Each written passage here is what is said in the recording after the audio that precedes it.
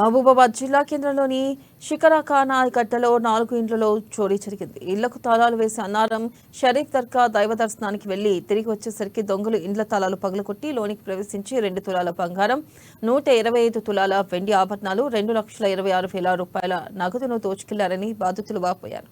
చిరు వ్యాపారులు జీవనం సాగిస్తున్నారని దైవ దర్శనానికి వెళ్లి తిరిగి వచ్చేసరికి పైసా కూడేసి దాచుకున్న నగదు, బంగారం, వెండి ఆభరణాలను ఎత్తుకెళ్లారని ఆవేదన వ్యక్తం చేశారు. ఇక బాధితులు ఫిర్యాదుతో పోలీసులు సంఘటనా స్థలాన్ని క్షుణ్ణంగా పరిశీలించి క్లూస్ టీం సాయంతో ఆధారాలు సేకరించారు. భారీ మొత్తంలో బంగారు ఆభరణాలు, నగదు చోరీకి గురైనట్లుగా బాధితులు పేర్కొన్నారు.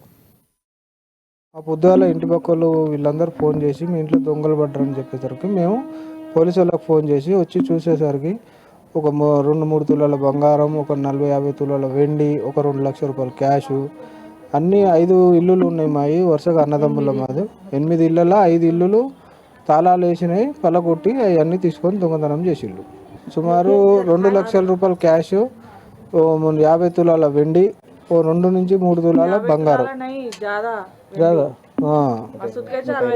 120 తులాల వరకు వెండిపోయింది. మాది టిఫిన్ సెంటరు. ఒక అబ్బాయిదేమో గవర్నమెంట్ జాబు, ఈమెమో మైనార్టీ స్కూల్లో సెక్యూరిటీగా చేస్తారు. ఆమె వచ్చి చూసేసరికి డబ్బులు పోయినాయి.